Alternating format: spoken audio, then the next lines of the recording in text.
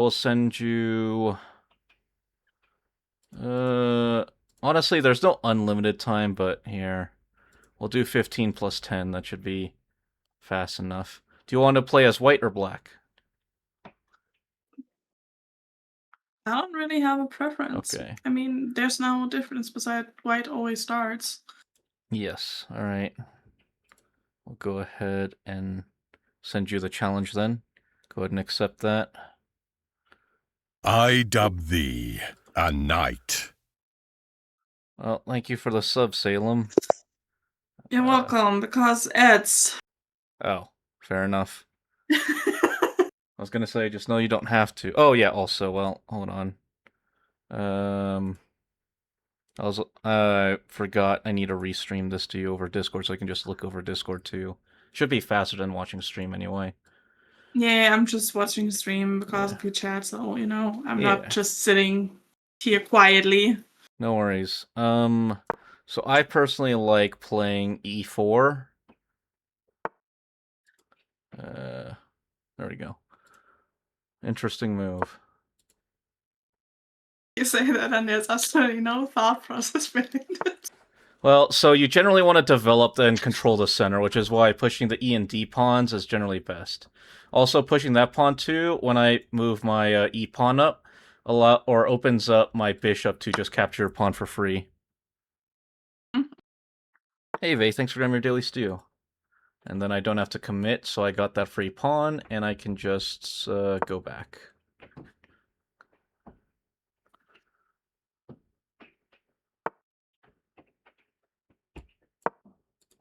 So I'll just continue to develop my pieces towards the center and gain more center control. I'll go ahead and just stop you there.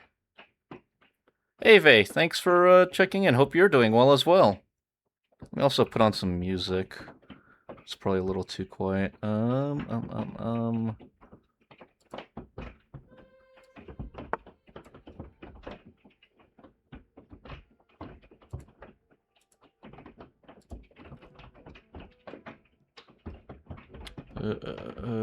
Where doth be...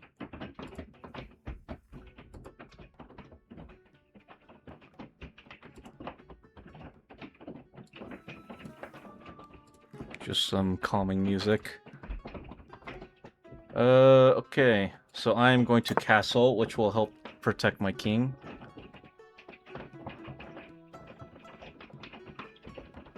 Your knight is threatening my king's area, but I can also just kick it out.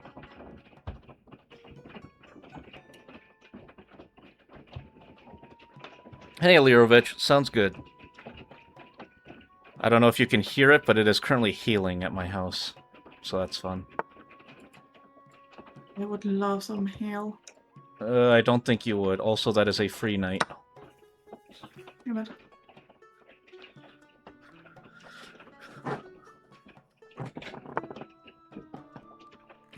I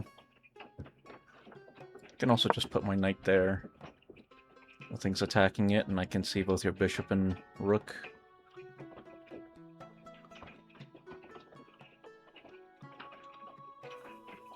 Yeah, it doesn't sound too bad. I pay out the wazoo for hail insurance, so I'm not too worried.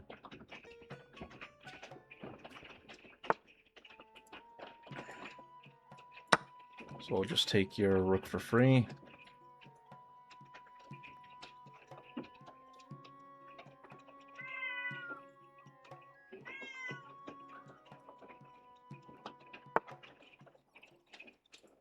And because my pieces now work together and you expose that, my bishop can see that whole, like, white diagonal from c4 to g8. And now I can put my knight here and attack your queen. And your king is the only piece that could attack it, but can't take because it's the king and it's defended. I see, I see, I see. I see. Biggest thing is to make sure that your pieces can work together. You also have a really strong move that would make me potentially lose my knight. Because if I'm going to be honest, that was also kind of a mistake move.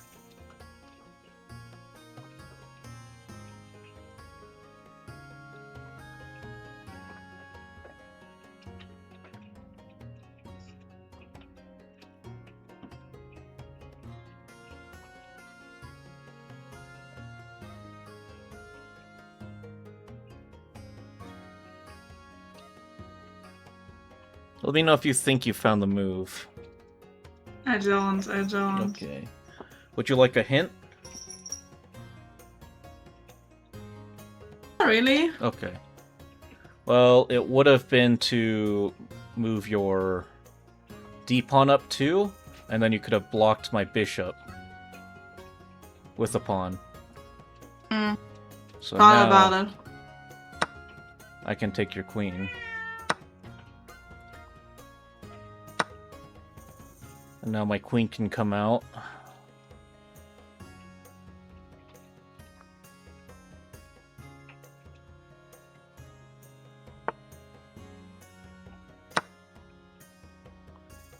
See, that was what I was afraid of before earlier. Yeah. Because now I could take it, but then your pawn. Yes. No, not your pawn. Your bishop was taking mine. That was a strong move back then, because you can do an in-between move. Because I have to take with the pawn, I can't take with the bishop, because then you take it with the pawn. And then you could have taken the knight with the king.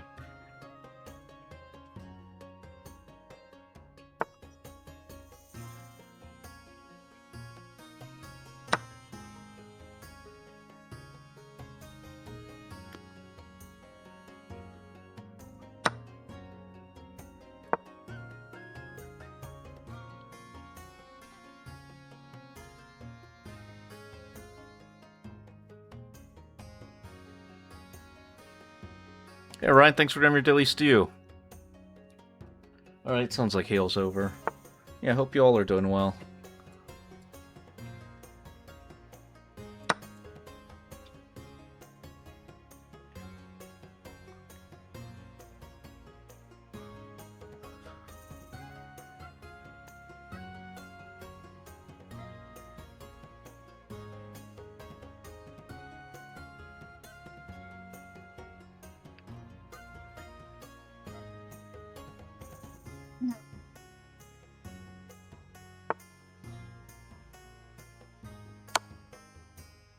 So there's a chess YouTuber I watch, or used to watch, I guess. He would say, on your turn and on your opponent's turn, look for checks, captures, and attacks in that order. Checks are the most forcing move because it literally requires you to do something about it. Captures are the next one. Look for free things to take that aren't defended by other things.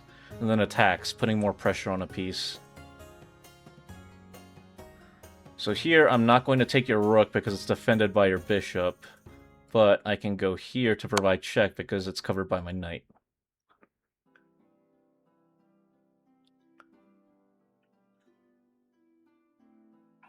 Congrats on being quote-unquote first today, Ryan. Hope you're doing well.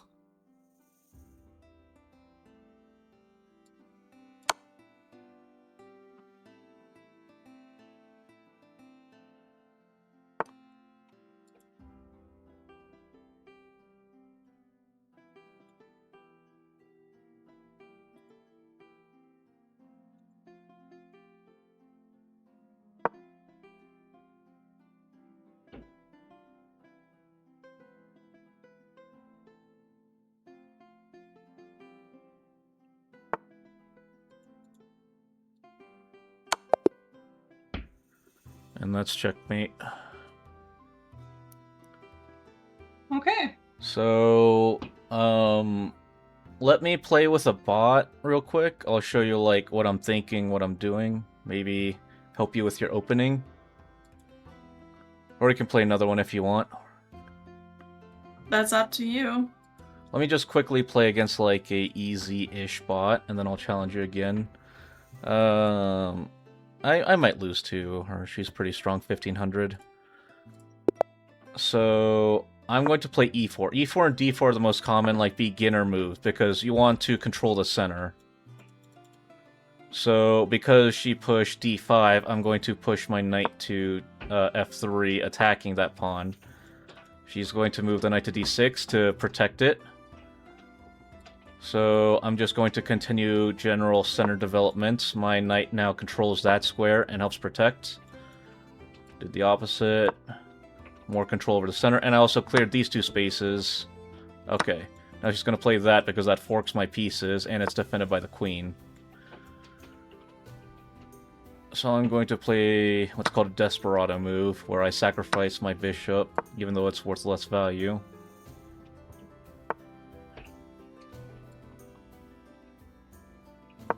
This can go very poorly for me as well, very quickly.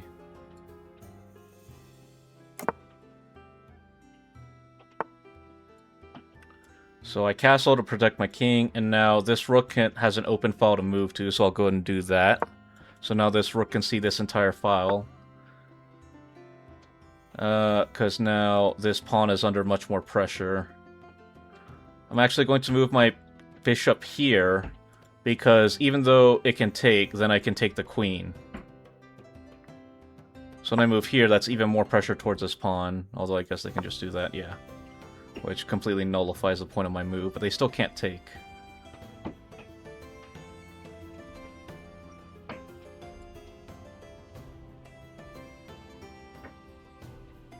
I think I'll do that. Threaten it again.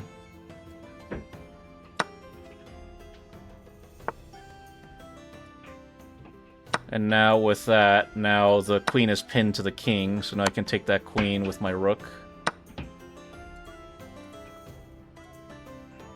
And I need to make my queen active, because it's just sitting here on the starting square. So I'll do this and pin that piece. Takes. Ooh. It's interesting.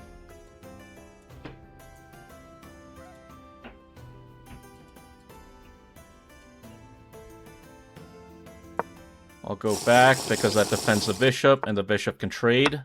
So now he can trade. Hey Toby, thanks for the hydrate. Hope you're doing well. But now that bishop is no longer pinned, so it can move, so I need to be careful that there's no attack on my queen soon. Go ahead and move my queen here to get it out of the way of any impending attacks.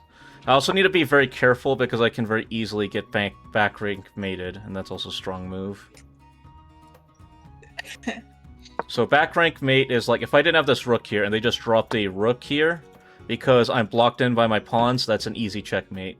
That's a checkmate a lot of beginners get mated with. And I probably could if I don't pay attention.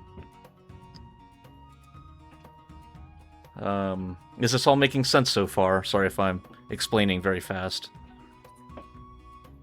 I'm trying to listen honestly, but Words coming in one ear out the other?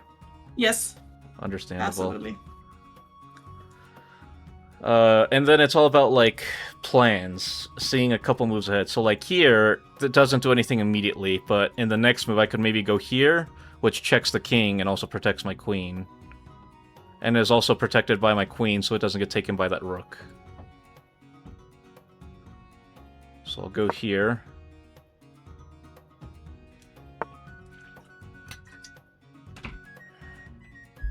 Even though my queen's under threat, I can still play because check is more powerful, and that also forks both the king and that rook.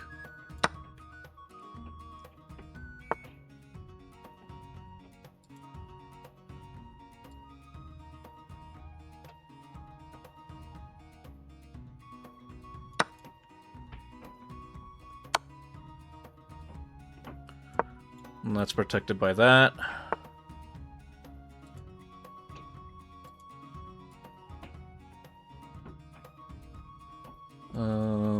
There we go, that's check. Checks that and also attacks that. So now I can take.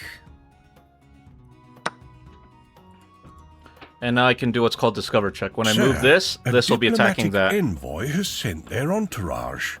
Alright. Hey Crumb, how's it going? How's Resident Evil? So I'll move here, which is discover check. Check.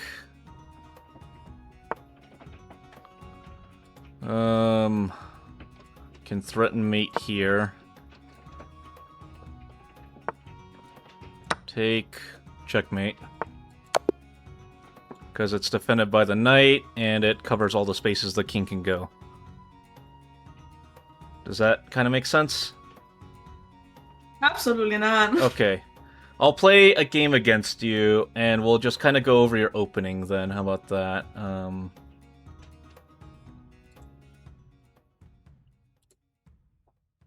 I will play you. I will just do, yeah, 15 plus 10.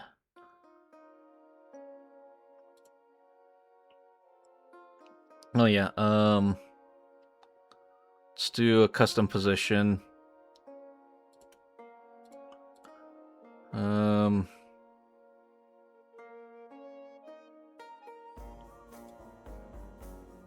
So I'll go ahead and just,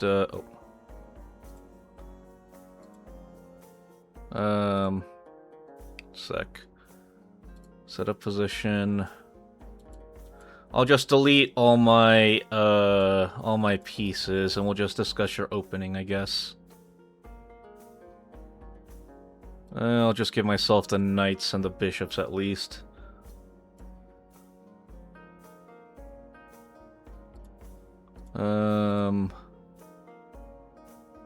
Okay, yep. Wait. Why is the custom position not... No. Not auto-balance. There we go.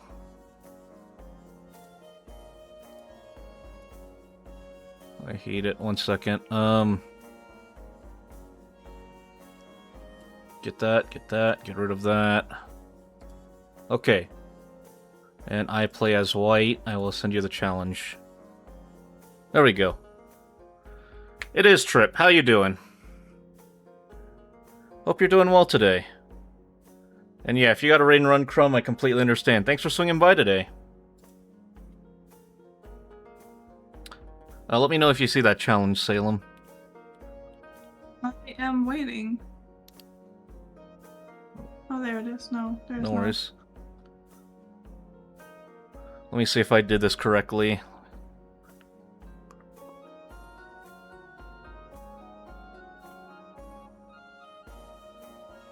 Although I should also give you white as well, because openings are dictated by the white player generally. Because black is what's considered one tempo or one move behind, so you kind of have to respond to white's move.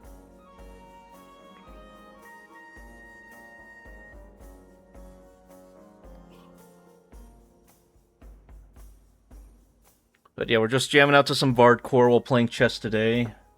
I'm not very good at the game, but trying to just give some instructional moments and all that when I can. Hope you're all doing well.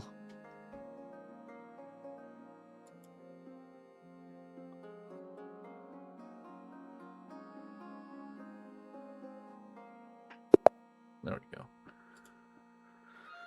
So, my favorite is e4. So what would you do to e4?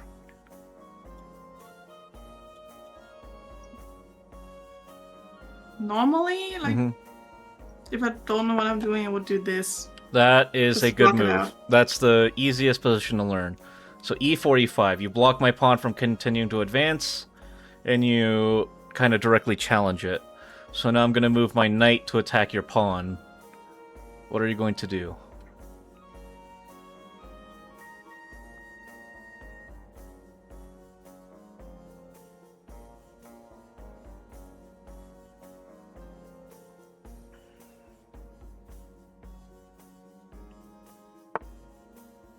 Very good. You defended your pawn, and now I can no longer take.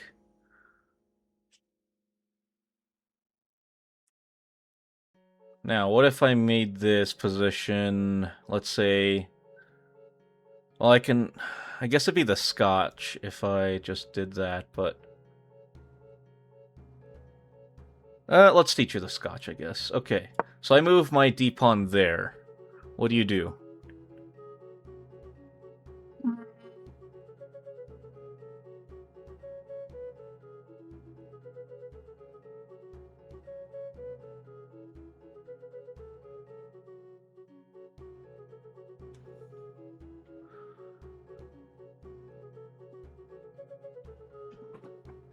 Technically, I can do this again.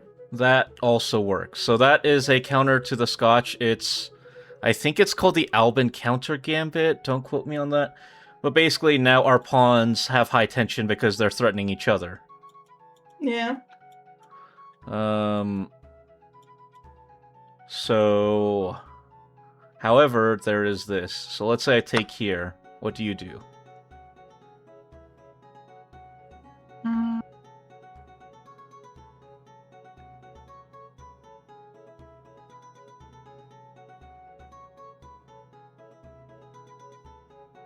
Technically, I can take it because your knight can do nothing, but my knight can take your pawn. Yes, however, if I had my queen here on d1, my queen would have taken your queen. And then you either would have had to take it back with your knight or your king. But if you take it with your king, you can no longer castle. But that's not that bad of an advantage, so this isn't that bad of a move. So I'm gonna go ahead and do this.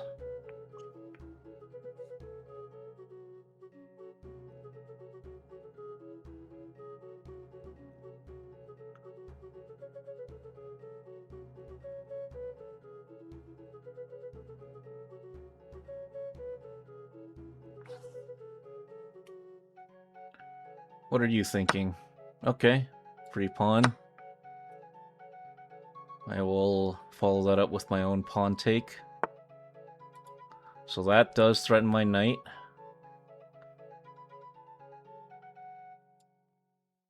I will move it here.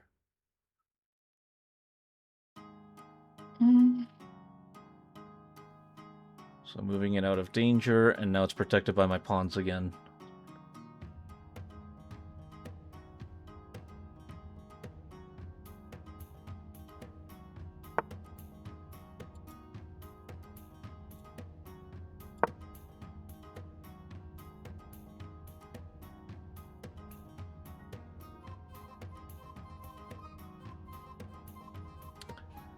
Walk me through your thought process. What are you thinking?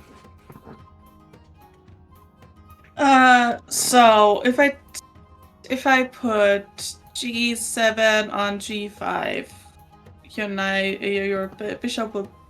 You would be, yeah, you would be attacking my bishop. But what could my bishop do if you do that? But your bishop will probably take the knight because the knight can move more than the pawns do. Oh yes. So actually, real quick, let me take a second to give you a quick lesson on piece value. So every piece in chess is typically given a value, at least at a professional level. So pawns are worth 1. Bishops and knights are generally worth 3. There's a little debate on bishops are worth a little more than knights, but that's irrelevant. Rooks are considered to be worth 5, and queens are considered to be worth 9. Mm-hmm. So generally, in terms of value, you always want to trade up. So if I can trade my pawn that's worth 1 for your knight or bishop that's worth 3, I will always take that trade for the most part.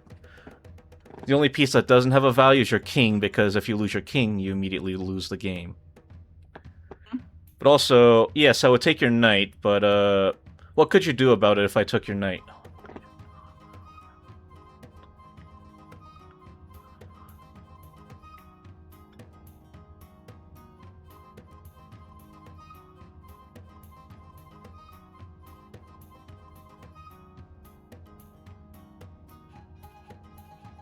That is the question. So, yes, currently your knight is undefended, so if I took it, there is a move you could follow it up with, but only because I currently don't have a queen, which is that you could do what's called a pin.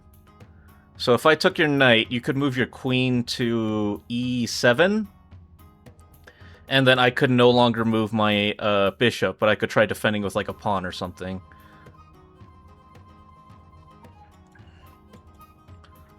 But pins are basically like if you put something... Well... So yeah, no, I no longer want to take, because if I take, now your queen will just take it. So now you're defending your knight. So I don't want that anymore. So I'm going to kind of continue developing my pieces.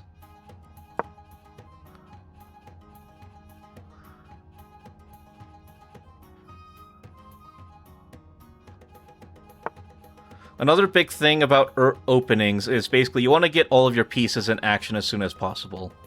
Do you know how to castle?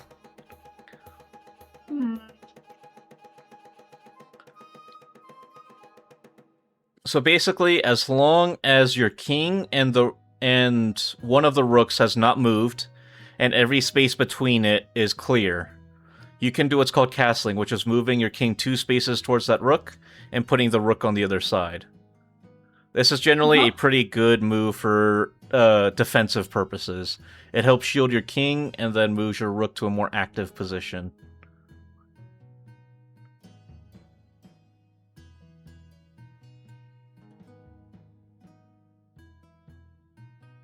So I'm gonna guess that your h6 move is preparing for g5?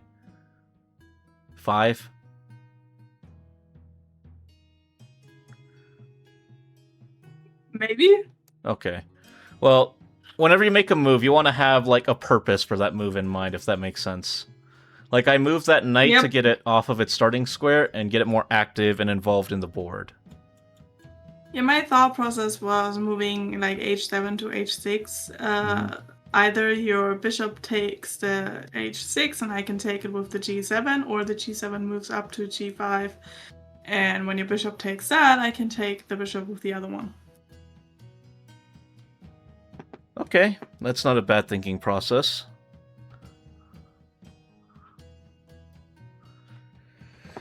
Well, the action like if is... you don't, and let's do this, and if your bishop wouldn't take it, then I can take the bishop with the g5. Now what if I do this, though? Bishop is... Yeah, yeah.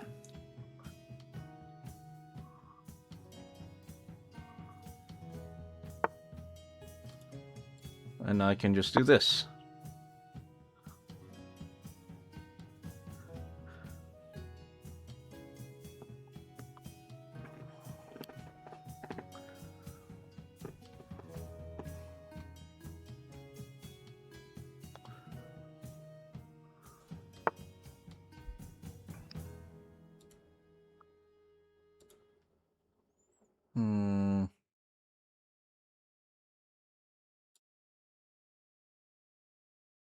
I'll go here.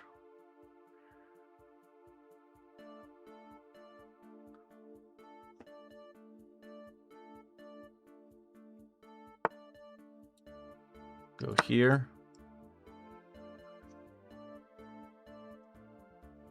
So I take, because if you take, I can take back, and the queen is worth more than my knight. And even both my knight and bishop.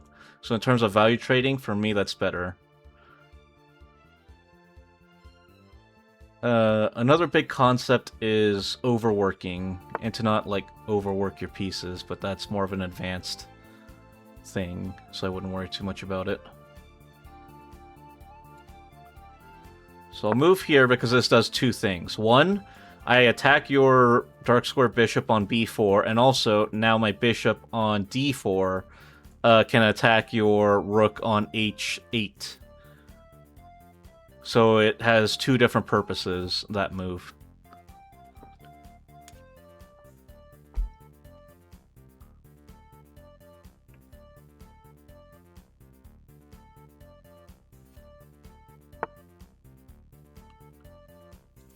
So now we'll take your bishop. And what can you do about that?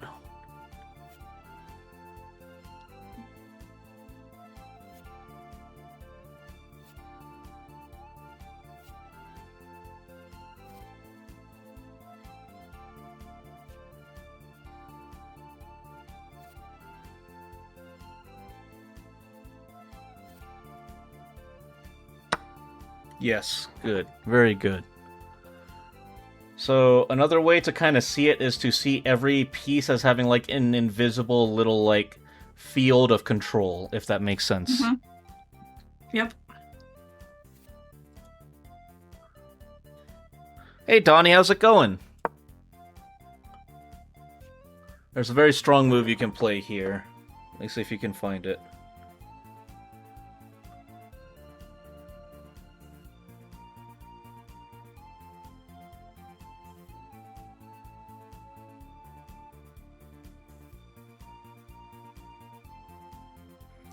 How are you doing today, Donnie? That's also another good move. Yeah, that's very good. In fact, I wasn't even thinking about it. Now, if I were normally playing, I would basically consider this a lost position and surrender, but you're doing good. Keep it up. Alright, took a nice nap earlier, which was refreshing. Nice. How long till your competition, Donnie?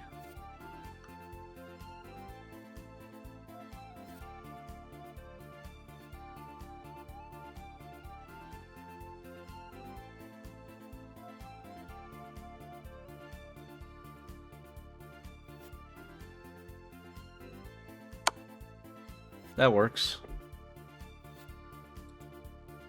Say I do this.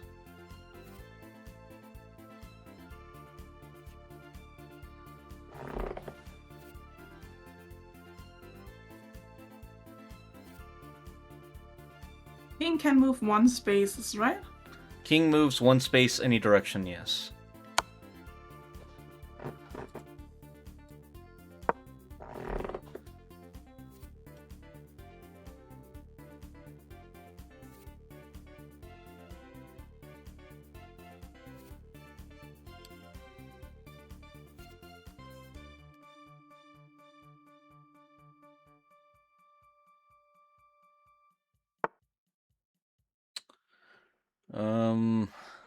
So, yes, you're moving, well...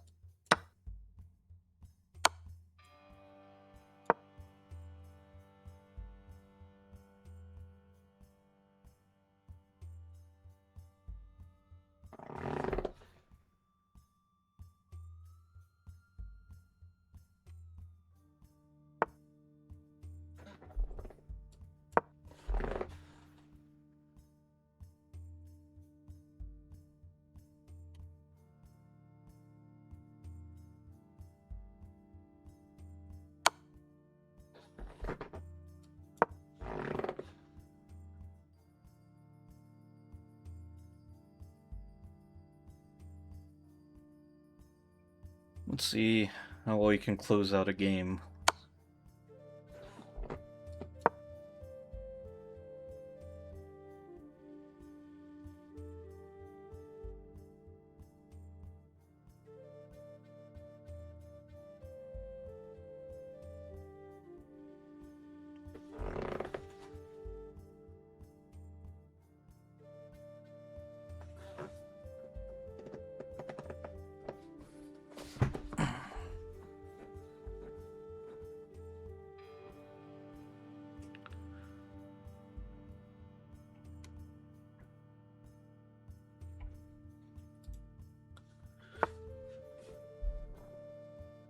Interesting.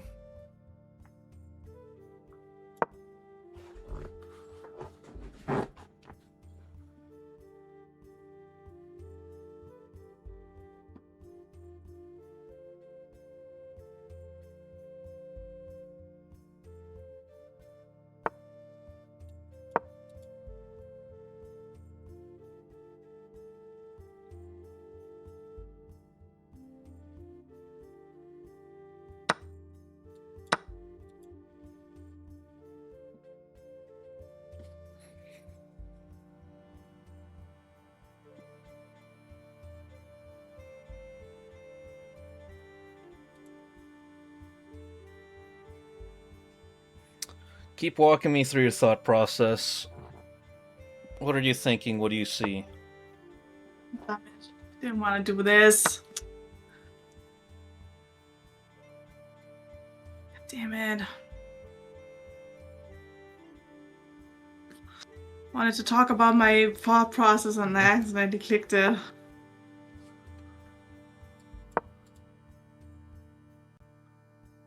After this, I will teach you endgames, I think. I will teach you queen, king checkmate, and queen rook and king rook checkmate.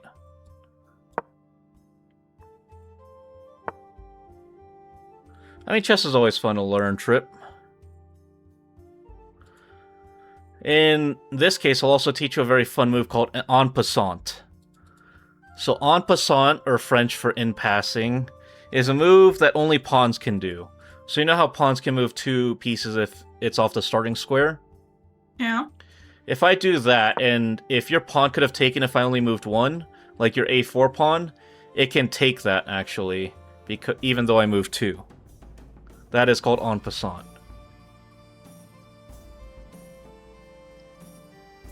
So yeah, if you click on your a4 pawn, you can see how it can take my b4 pawn by moving behind it. Mm-hmm. Yeah, if my pawn moves 2 moves, but it could have taken it if it only moved 1, then the pawn that could have captured it can still capture it as if it did. But only for that turn. Okay. Okay. And that is called en passant.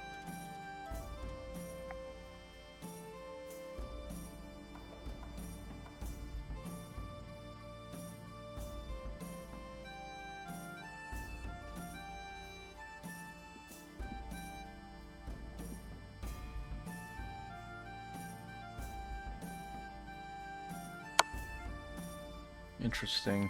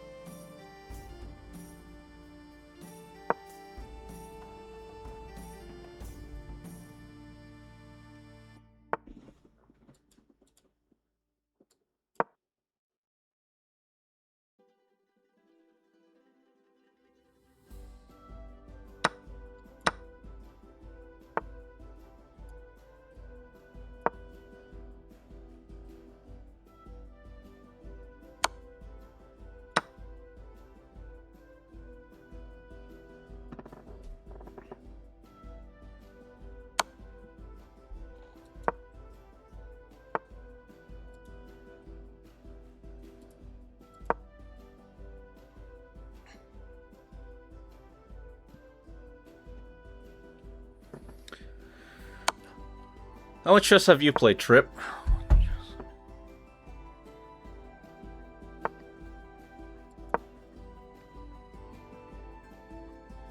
Hey, Medieval Heya is amazing, alright? Don't judge me.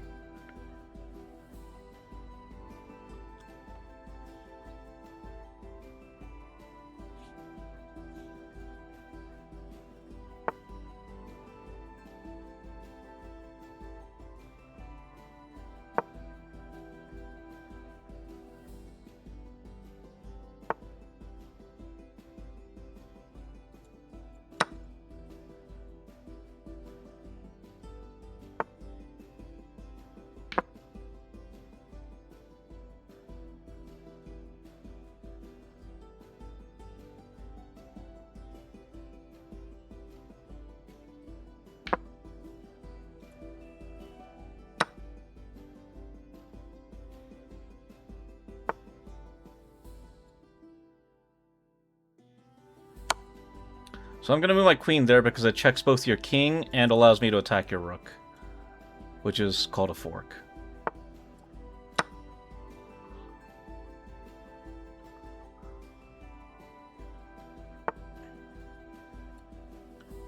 Probably for the best, Trip. Competitive chess is a sweat fest.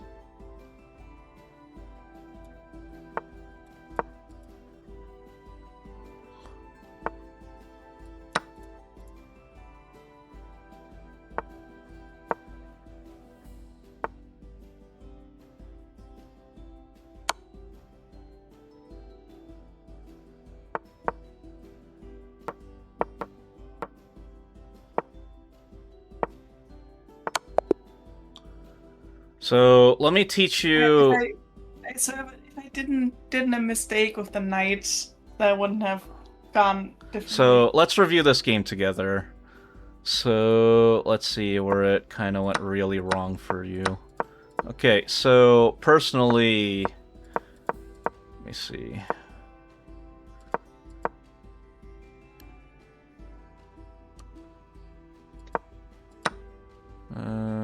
Yeah, that's good. That's good.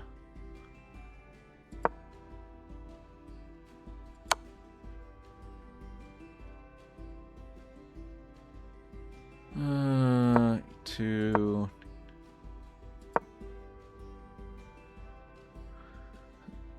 So on 26, you see when I move my king to b1? Mm-hmm. So what I probably would have done is I would have moved that rook to d1, and that rook would have controlled my entire back rank, so I can only put my king on a2.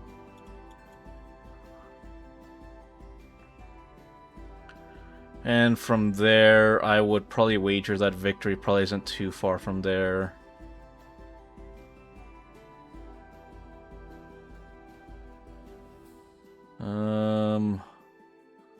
Another thing you could do would probably be move queen a5 after that to pin that pawn. Then you could maybe check it with the rook or with the knight right there, something like that. But yeah, probably there. Another one. So when it was just your queen and I here, on 33. Mm-hmm. So I would have moved your rook from a5 to e5 to move it behind your queen, to work together to do what's called a ladder mate. Speaking of, let me teach you ladder mates. 1 second. Let me make a custom position.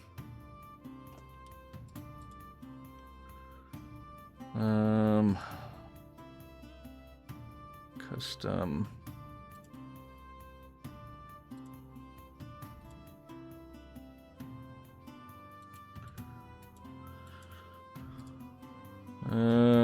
We got white king, black king, and 2 rooks.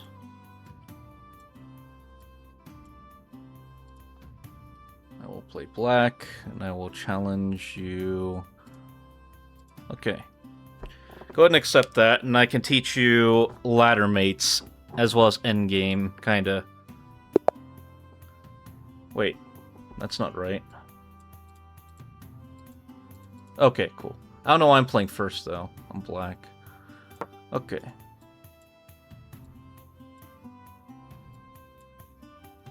So you're white, so you can move first. So what do you immediately see?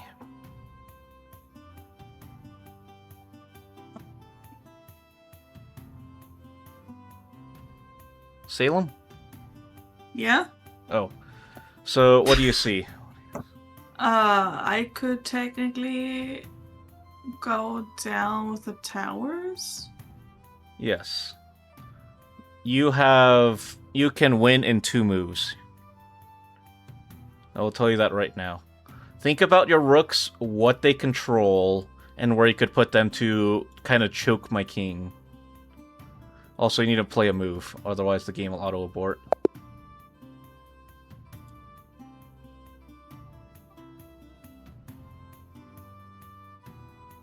I guess I'll rematch you. Just accept the rematch.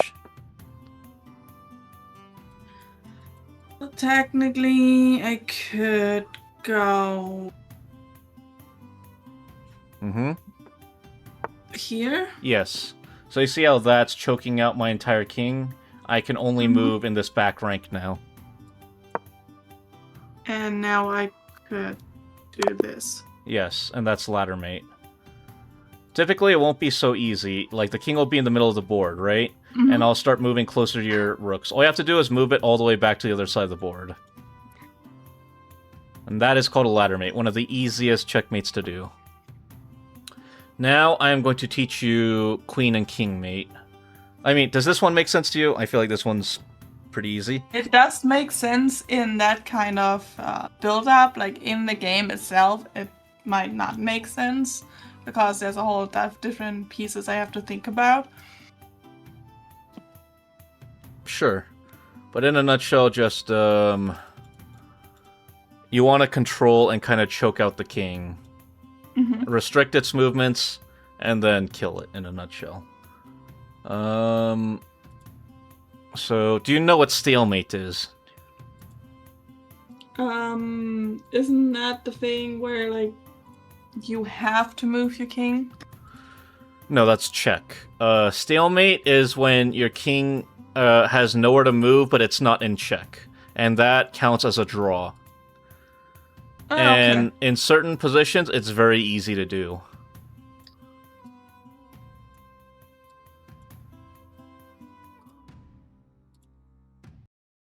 Yep, I play as black. Okay. Yeah, I'll send you... Or I sent you another challenge. Okay. Yeah. So it's just your king and queen. They have to work together in order to kill the enemy king. So biggest thing. What are you gonna do to choke my king out?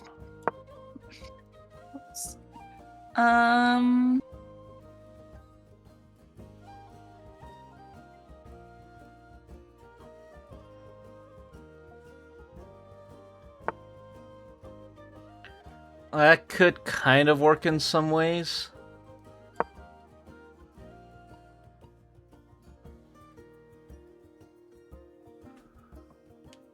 Hey, Moon. Just teaching. My king is who we're choking out.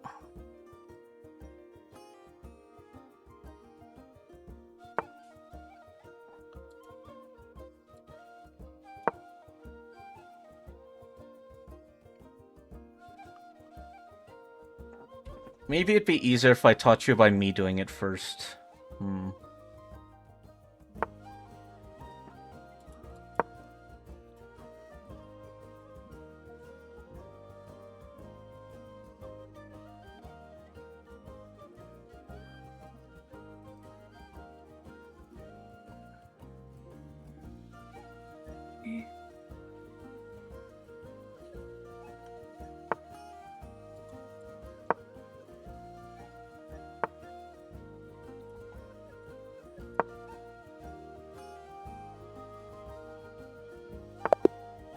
And that's stalemate.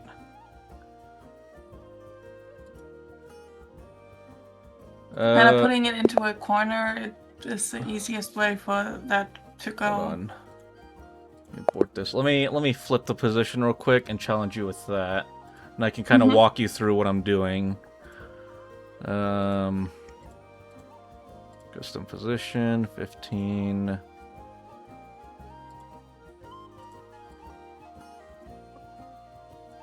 Queen. Rook. I play as white. Alright. Set challenge. Of course, Fireflies is great, Moonraven. What are you questioning about my fantastical music taste? Alright. So first thing I want to do is I want to choke out your king. So I'm going to move my queen here, because now there's an invisible line of control that my queen has that your king can't pass.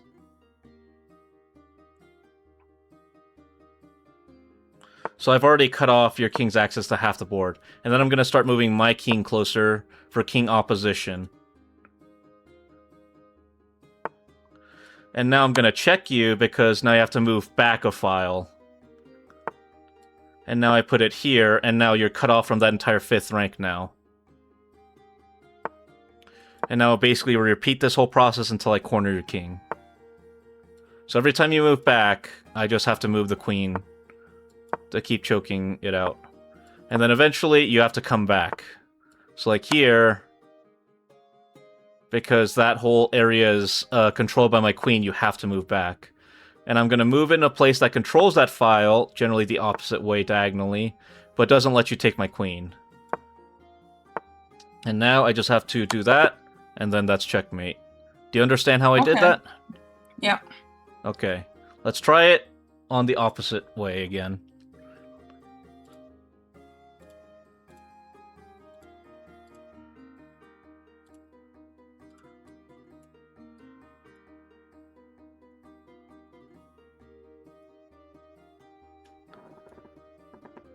Well, there you go. There's a first time for everything, Moonraven. So I'm gonna move it here. No. I mean, you can. It does kind of the same thing, but what if I move it, like, here?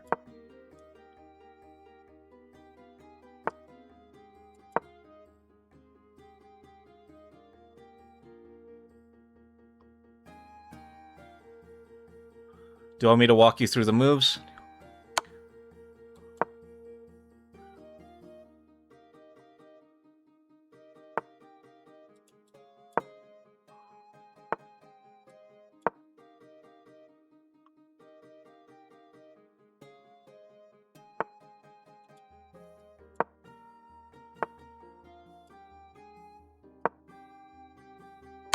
So, yeah, you got checkmate there, but that's not the correct way to do it. That is one way to do it. It is. It works. It works, but it's very easy to get stalemated that way, too. Let's try it again. Alright, where should you move your queen? I think it was You need to move something, by the way. the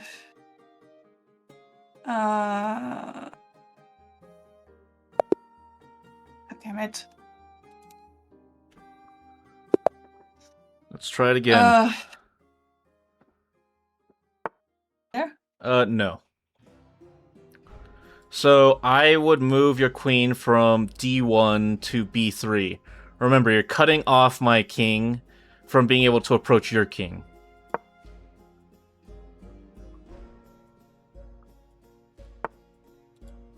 Okay, that works. So let's say I move here. Where are you moving?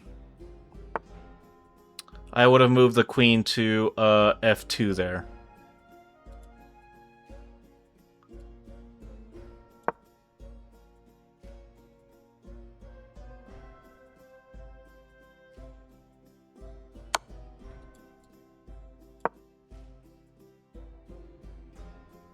All right. What move are you playing from here? Trying to bring your king into a corner.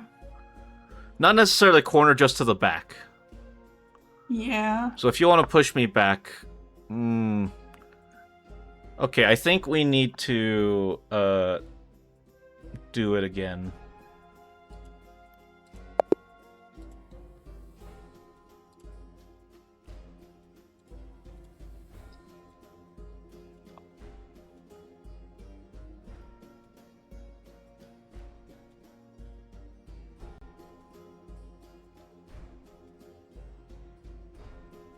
Alright. So I'm moving my king or my queen to here because it cuts off this entire line. So now I move my king to line up with your king. That's fine. I just move it somewhere that you can't capture it and prevents you from coming back to that rank. Do you see what I'm doing? Mm-hmm. And now I want to line up my king with your king. Because now I can do this, which prevents you from moving forward, and you have to move backwards. And then I move my queen so that it blocks out that entire line that you were just at. And then we continue this.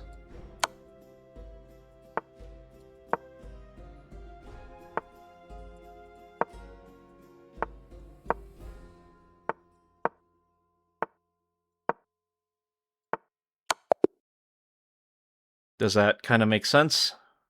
It does, yeah. Okay.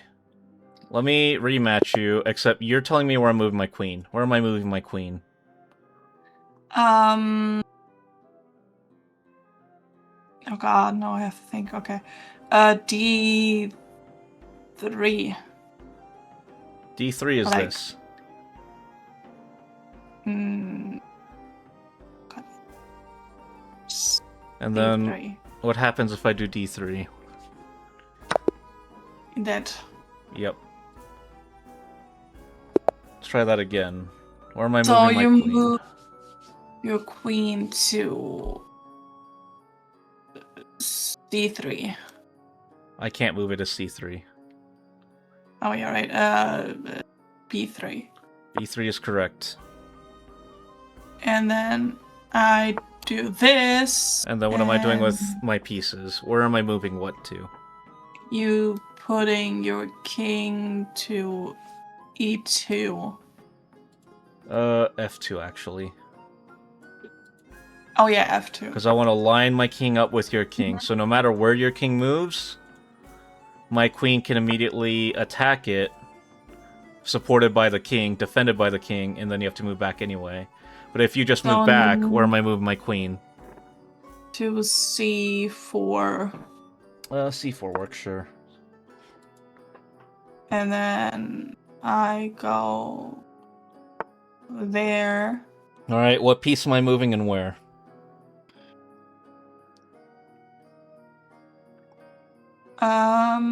I would say your king to e3. No. Since your king moved back, I want to move my queen to continue controlling that line. Every time you move back, my queen will immediately be there, so I can't move back. Yeah, so I can't move forward. Yes. So if I go there, so if I Now I continue start moving my king on forward. the line. Yep. So if I'm moving on the same line, your king moves. If I move back, your queen moves. Correct. With the exception of the last rank. Yeah. So now we have king opposition.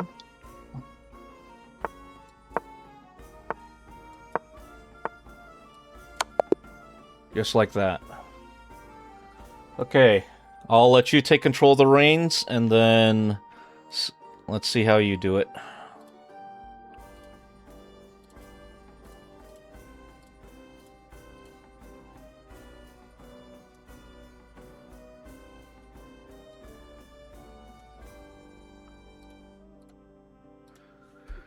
And it feels a lot like you're judging me, Moonraven, but how are you doing? Alright, So I'm gonna go here. Okay. Then I wanna line up. Okay. Now what do you play? I'm still gonna line up. No, because I can just keep going. Uh, Alright, tell me what you're thinking. No. So... Well, I'm still on the thinking that Okay. when you move on the line, I move with the king, and if you move backwards, I move with the queen. Yes, that is correct. However, my king won't move back unless you force it to. How do you force it to move back?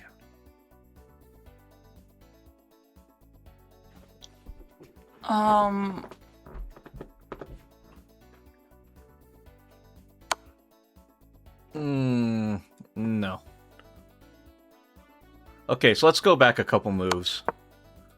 Okay. So, on, let's see, on 3, when I move to F4, right?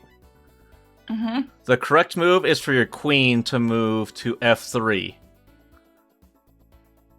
Do you understand why? No, wait. No. Oh, yeah, because the king has the queen's back. Yes. That's the reason why we're lining up the kings. Not for any other reason other than that I can move my queen there to attack you, force you back, and protect the queen. I think I understand.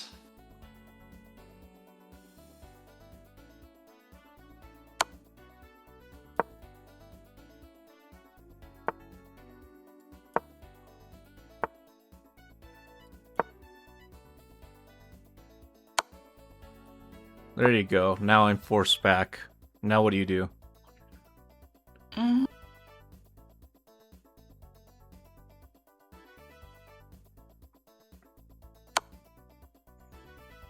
Remember, queen wants to immediately take that file.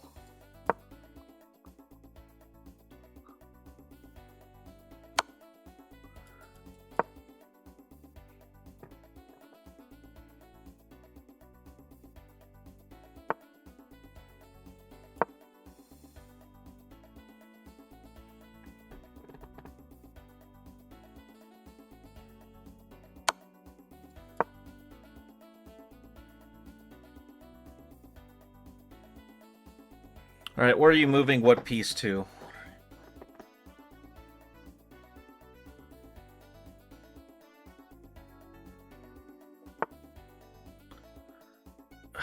this works, but the move I was looking for is queen to h4.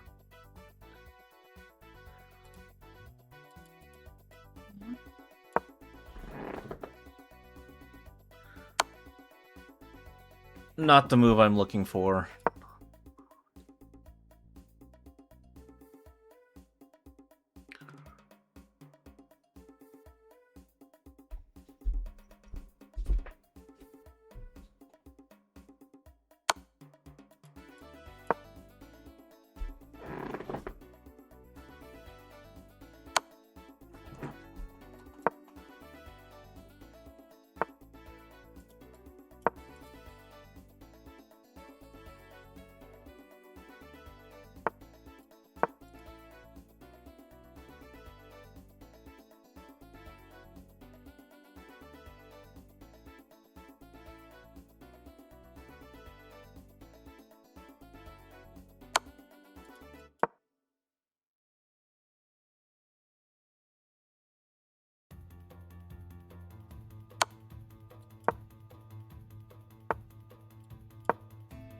It looks easier than it is. I personally don't think it's...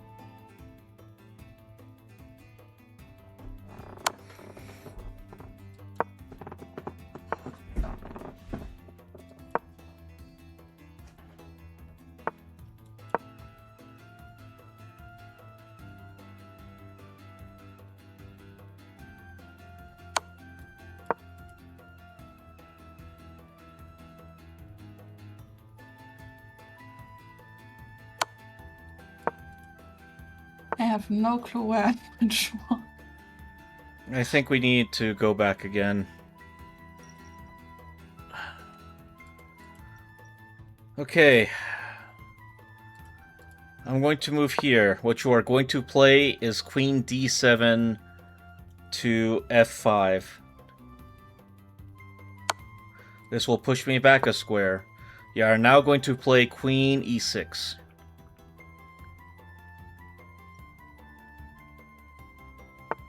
Now I can no longer go back to where I was.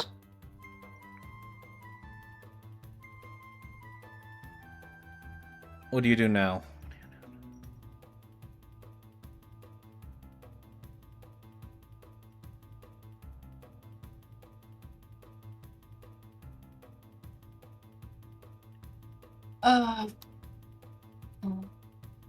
Queen to d5?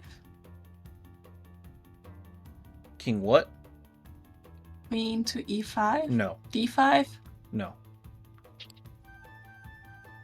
Link Into- harder. Okay. Do you see the kind of invisible net that your queen has? Yes. So now you want to move your king to f4. Now I'm going to run away. Now you're going to chase me with the king. You're going to move king to f3. I will move here. You'll move your king to f2. Yep. Well, there's also... So, when there's... if you do 50 moves where there's no captures, it automatically becomes a draw. Which is also why it's important to learn this sort of stuff. Okay. Okay, so what's your first move?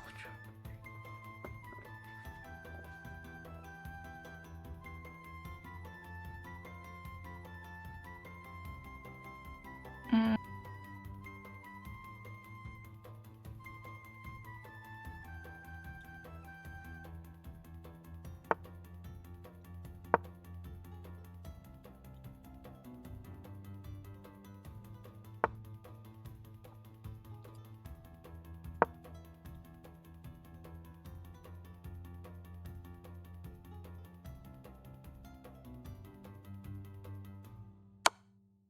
Incorrect. Damn it.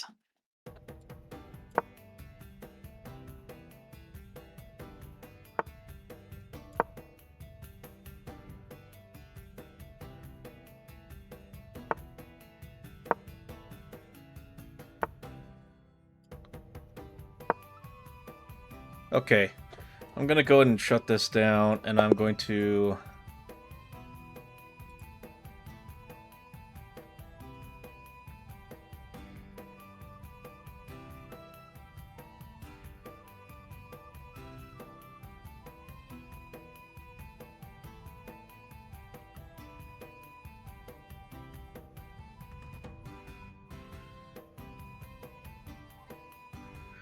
Alright, let me send you another challenge.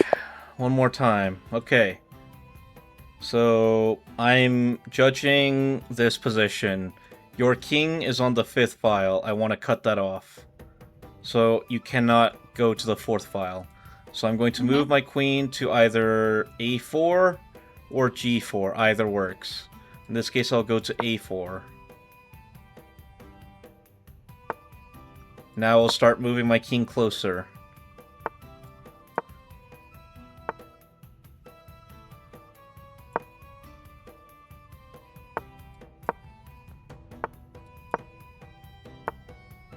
So now, because our kings are aligned, or even if you were, like, adjacent or diagonal, I just move my queen now to check you, and also take away the 2 squares that you could go in the same rank.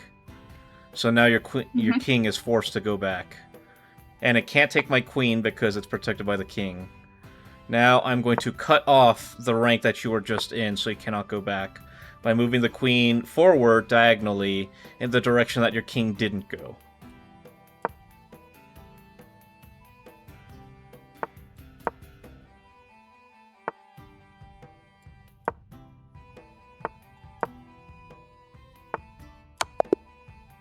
All the way to the back. Okay, I want you to just keep going side to side instead of going back so I can understand. Like when I just go side to side, what to do. Right? So I'll do that. Even though we're not aligned, my queen is still protected by the king and forces yours back. Now we do this.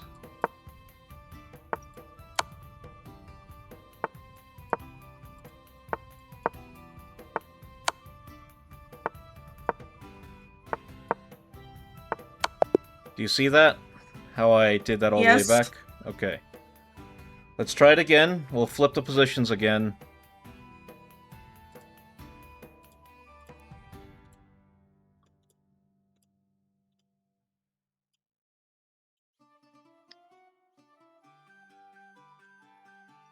Alright, let's try this. Okay. So... No. Yeah, right, I need to go down.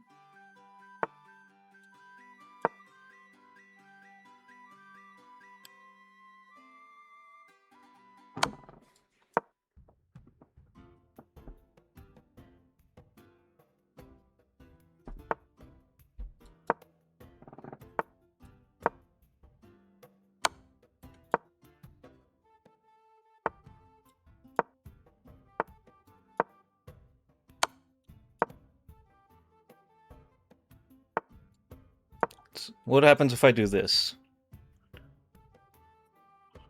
I do... this? Yes.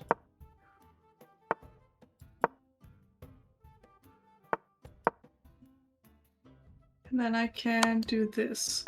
Mm-hmm. And then I take this row. Mm-hmm. And I... that position, I take this. There you go. You got it. That is the queen and king checkmate. I do think I understand. Okay. So that's one of the most important things to learn, I'd say, aside from a little bit of opening theory, is endgame. Rook and king is a little bit more complicated than that.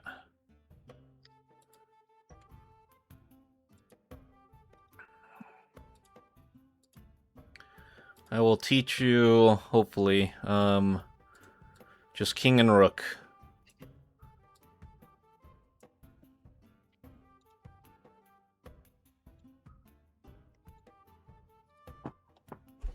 So we'll do a king and rook versus king endgame. So Okay. let's go ahead and move wherever you like. So I'll go ahead and give you a check. Alright, cool.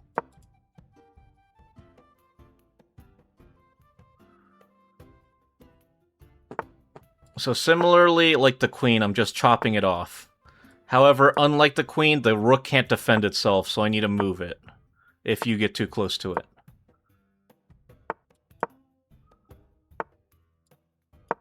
And then I just swing it back to the other side. And what I want to do is get our kings lined up like this. So that way when I check it, you can't move forward because my king controls these squares, which forces it back. And then that's checkmate. Okay. Let me do it once more so I can kind of teach you the theory, I guess. So I guess I'll just put it here just because it's easier to see it vertically, but now my rook is controlling the entire the 2 line. So same deal, if you move back, my rook, as long as it can't get captured, follows. And if it's about to be captured, I just swing it to the other side of the board.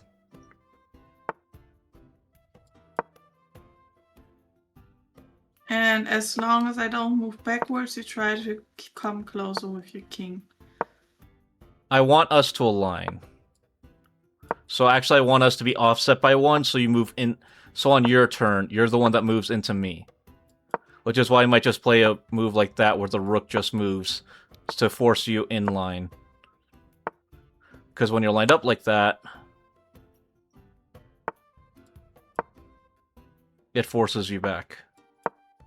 Which is why I'm unaligning our kings. Does that make sense? It makes sense. Okay. Give you a chance to put it into practice then.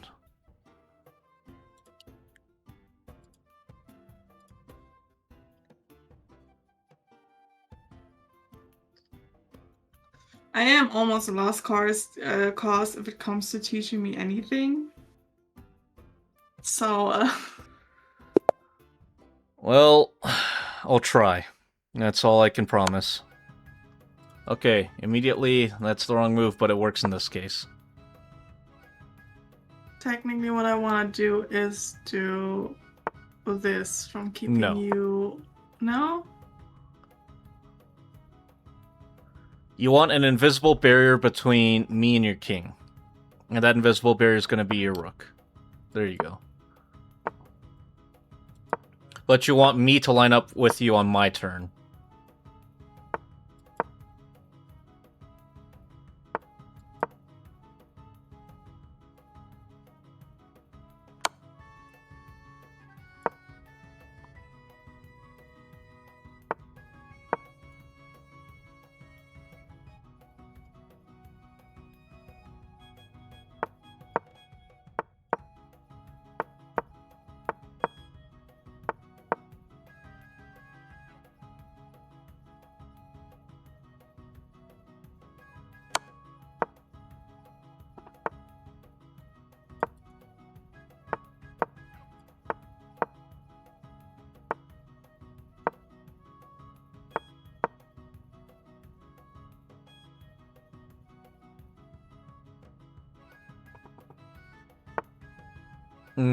So close.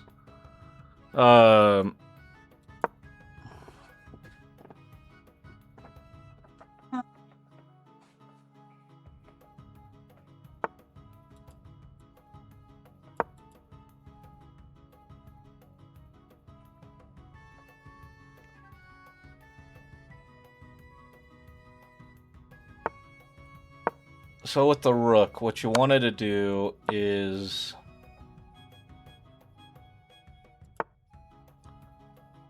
So on 20, when I went to b5, Yeah. instead of moving king to d4, what you wanted to do was just play what's called a waiting move.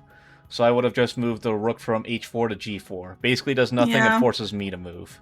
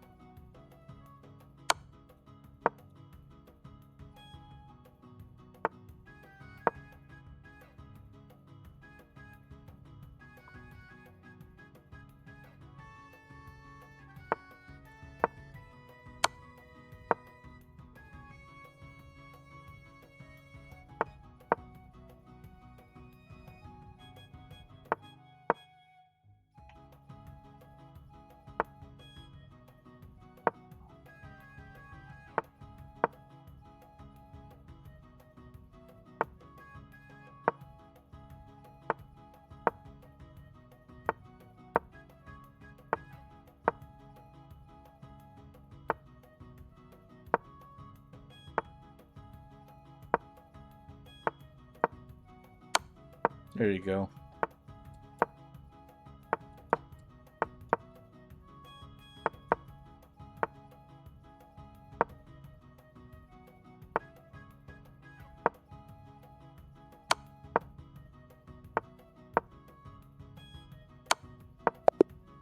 Careful of the 50 move rule, though. But you were doing Yeah. good. You kind of caught on at the end there, so I'll give you props for that. Alright. Yeah, I didn't have a ton of time for stream today, but do you want to end this with just one last full game of chess? Sure, let's do it. Alright. I'll go and beat black so you can be white, and go and start it. Okay. Okay, d4. I'll answer with d5.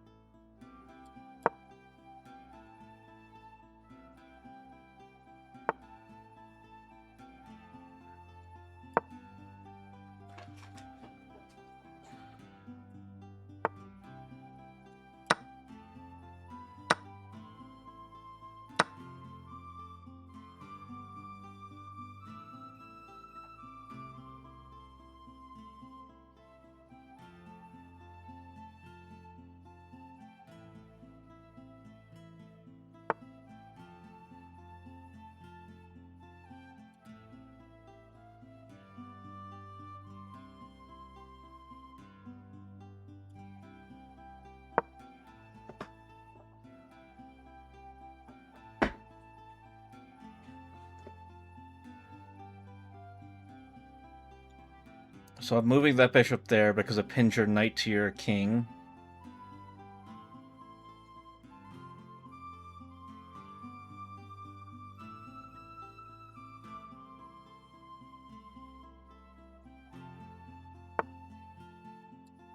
I'll go ahead and take that. I'm gonna do one of the earliest opening traps, where I swing my queen out because you move that pawn, and I can check you and attack something else. Mm-hmm.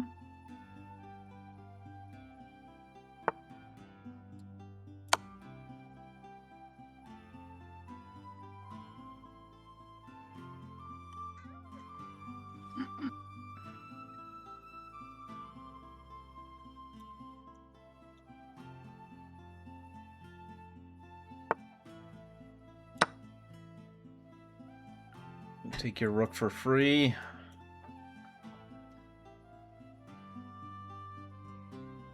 I guess that's another thing that I might teach you sometime.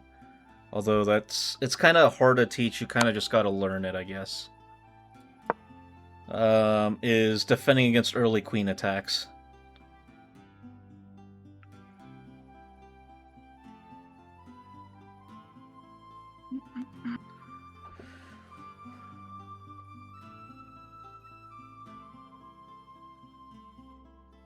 I also have a very powerful move coming up.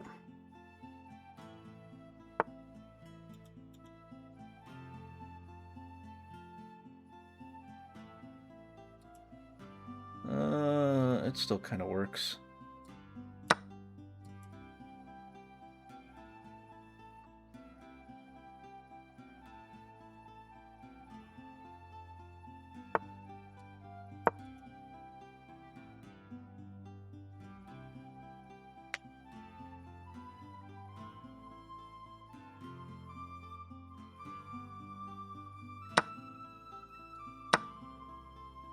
That was stupid.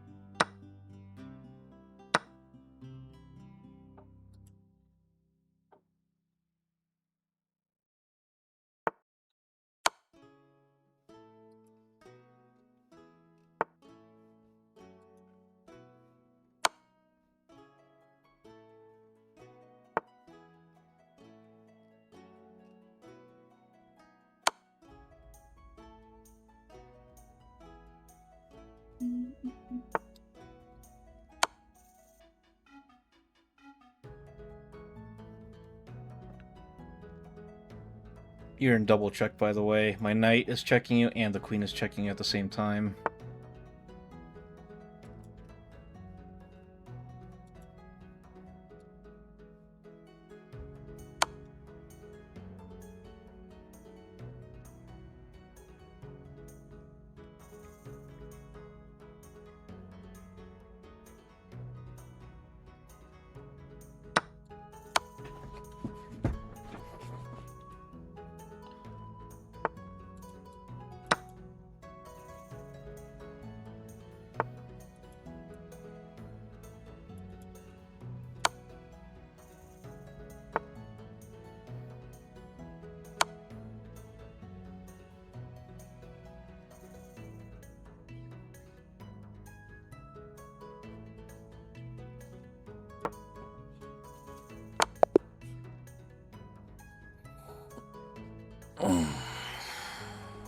Well, anyway, I think that's a good place to end today. Thank you for playing with me today, Salem. Thank you for having the patience to play with me. Lyra's learning Magic the Gathering. We'll go right out.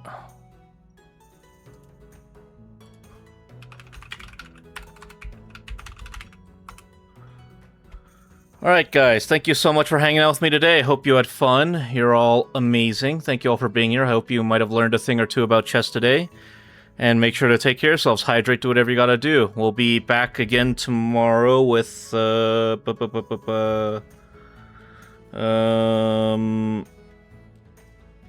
yeah, no stream tomorrow. So, have a great one. Hope to see you again on Wednesday. See y'all later. Bye.